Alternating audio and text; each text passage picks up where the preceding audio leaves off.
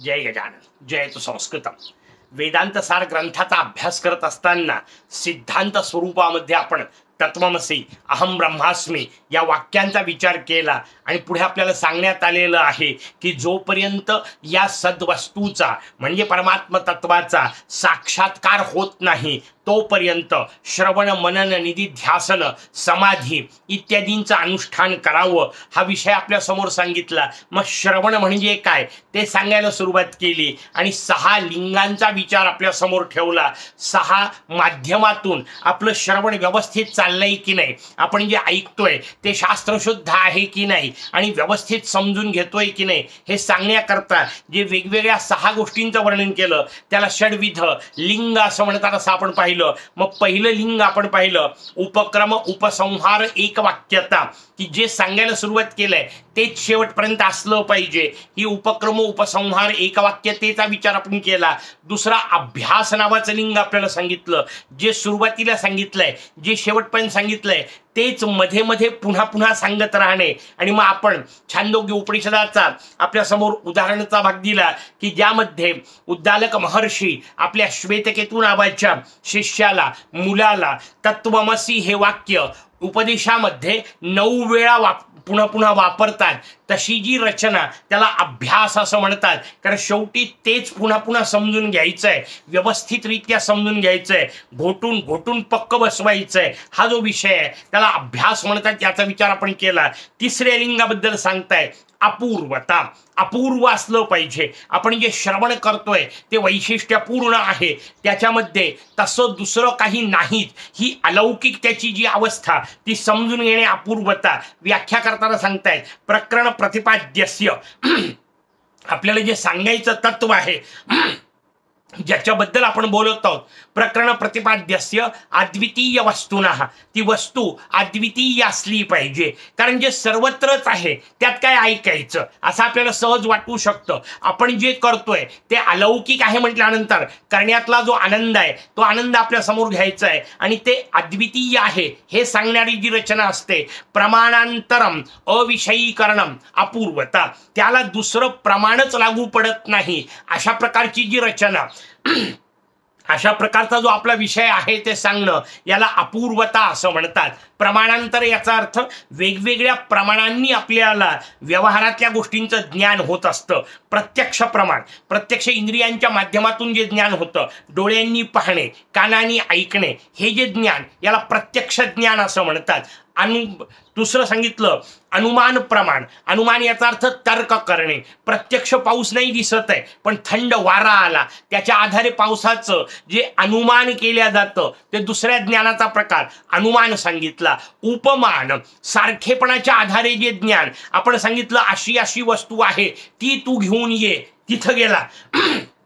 जेव्हा वस्तू पाहतो तेव्हा सांगणारा नाही, जेव्हा सांगणारा सांगत आहे तेव्हा वस्तू समोर नाही. त्यांनी सांगितलेल्या वाक्याच्या आधारे वस्तू समजून घेणे. पदार्थ या अर्थाने मी वस्तू म्हणतोय त्या वस्तूचा विनियोग करणे याला उपमान प्रमाण असं म्हणतात. चौथं शाब्द प्रमाण. प्रत्यक्ष बोलून या शब्दाचा या वाक्याचा असा असा अर्थ आहे हे सांगणे याला शाब्द प्रमाण म्हणतात. असे 4 प्रमाण प्रमुख सांगितले. इतर शास्त्रामध्ये 9 प्रमाणांचं वर्णन करण्यात आलेलं आहे. त्या सगळ्या प्रमाणांच्या आधारे आपण व्यवहारातल्या गोष्टी समजून घेतो.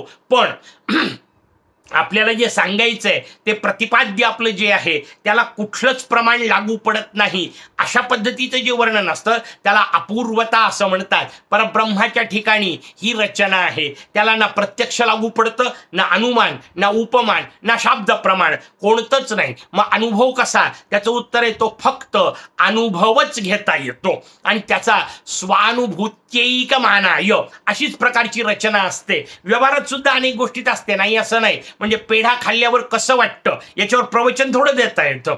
त्याचं उत्तर एवढंच आहे पेढा खाल्ल्यावर जसं वाटतं तसं वाटतं.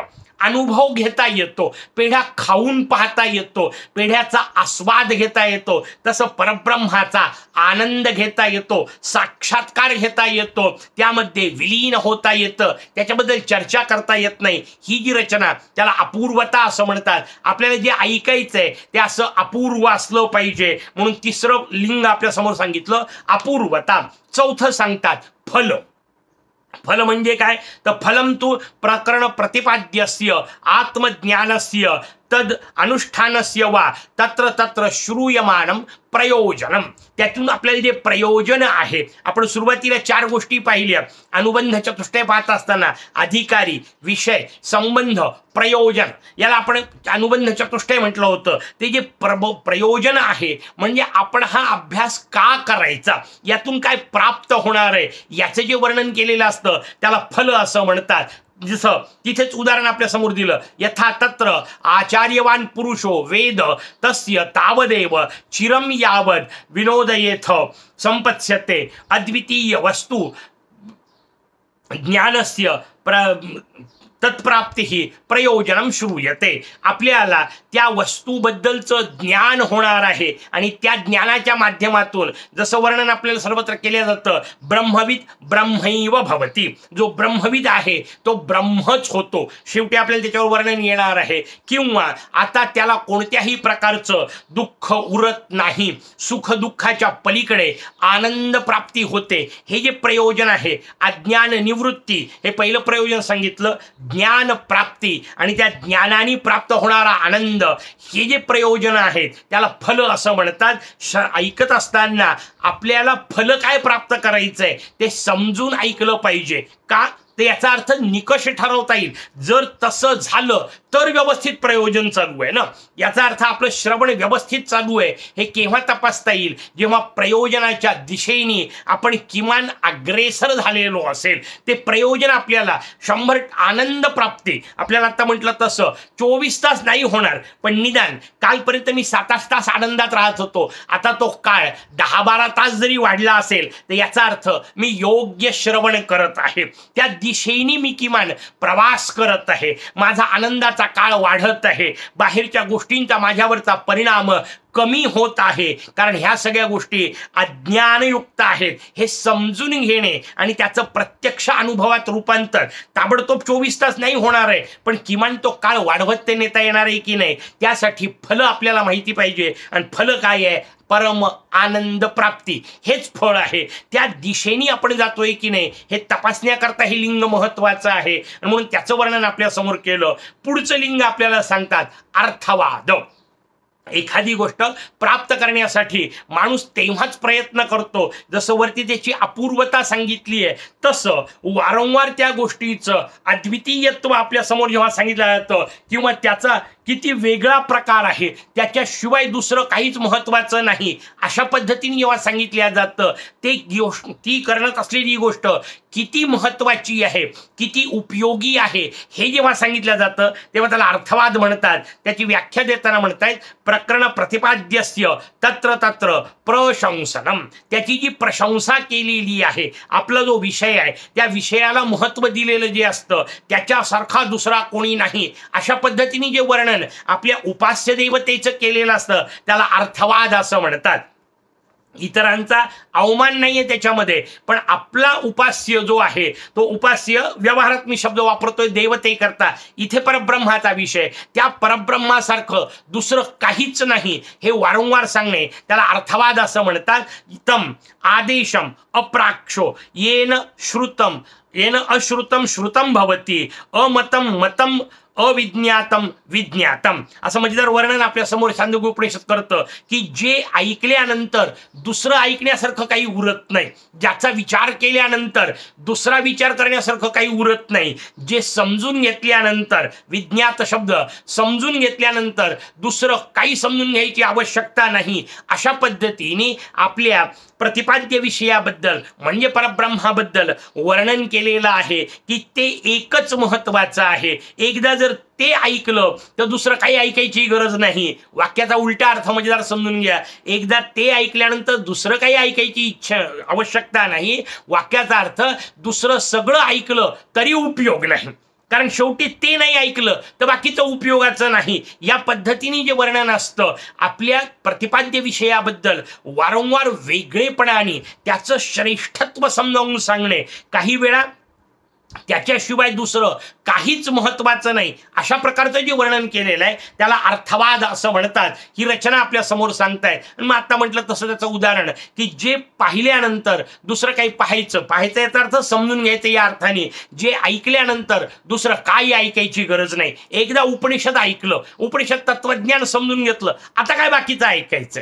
कारण सगळ्यात शेवटी ऐकायचीच गोष्ट ती आहे, सगळ्यात सर्वश्रेष्ठ म्हणून ऐकायची गोष्ट ती आहे. एकदा ते ऐकलं, आता कशाला बाकी ऐकायचं? ही जी अवस्था आहे ती अवस्था जेव्हा सांगितली असते तेव्हा त्याला अर्थवाद अशा प्रकारची रचना म्हणतात. ते 5वं लिंग आपल्या समोर सांगितलं, वेगवेगळ्या लिंगांचा आपण विचार करतोय, त्यातलं 5वं लिंग सांगितलं आणि शेवटचं 6वं त्याला उपपत्ती असं म्हणतात. उपपत्ती याचा अर्थ प्रकरण प्रतिपाद्यस्य अर्थ साधने तत्र तत्र श्रूयमाणा युक्ती ही उपपत्ती.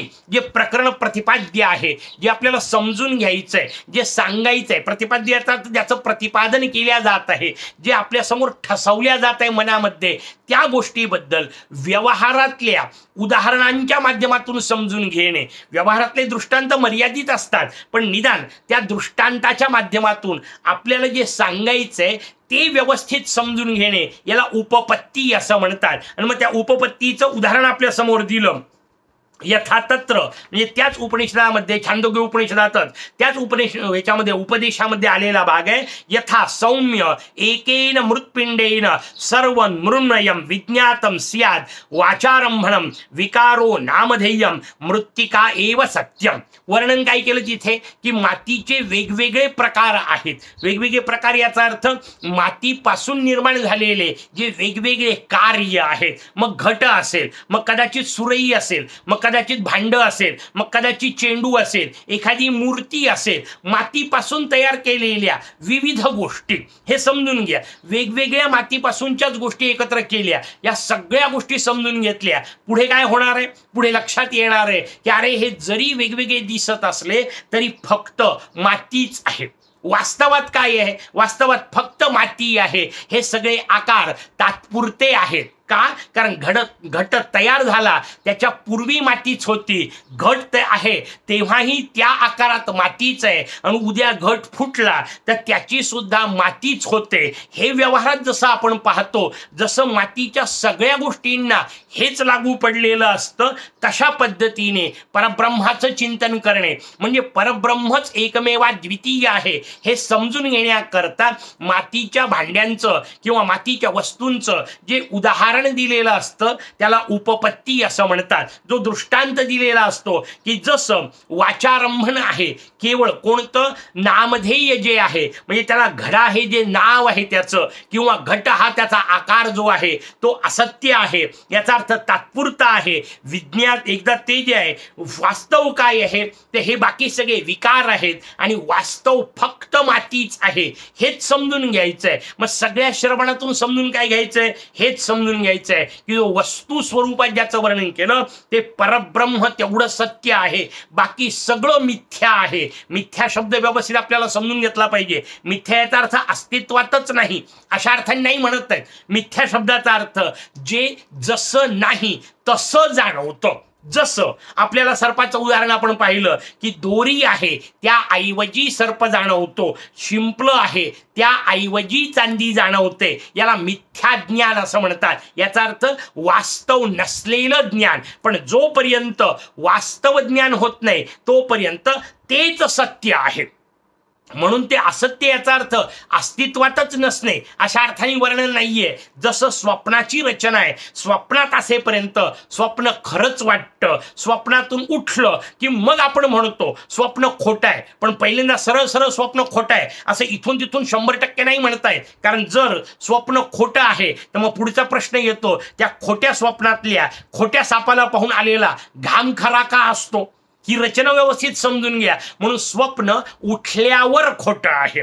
तसं जोपर्यंत हे सगळे नामधेय आहेत तोपर्यंत घट नावाची गोष्ट आहे ते एकदा नामधेय बाजूला झाले की मृत्तिका एव सत्यम, मातीच फक्त सत्य आहे. तसं हे बाकीचे सगळे आकाशापासून किंवा अगदी ईश्वर तत्वापासून जे आपण वर्णन केलं, ईश्वरापासून जड देहापर्यंत, त्या देहाच्या माध्यमातून आलेल्या पुत्रत्व इत्यादींपर्यंत जे काही सगळं वर्णन केलं सांगितलं ते सगळं मिथ्या आहे, हे सगळं वाचारंभण आहे, बोलण्यापुरता सगळा विषय आहे. हे एकदा बाजूला गेले, हे विकार बाजूला गेले की मूळ फक्त परब्रह्म तत्वच आहे, तेच एकमेव आहे हे समजून घेणे. उदाहरणांच्या माध्यमातून, त्याला उपपत्ती असं म्हणतात, अशा 6 लिंगांच्या माध्यमातून जे केल्या जातं याचा अर्थ जे व्यवस्थित त्याच्या सगळ्या पैलूंना समजून घेऊन केल्या जातं त्याला श्रवण असं म्हणतात. कारण या माध्यमातून त्याच्या आतमध्ये पक्का विश्वास झालेला आहे की आपण जे ऐकतोय तेच आपल्याला योग्य आहे.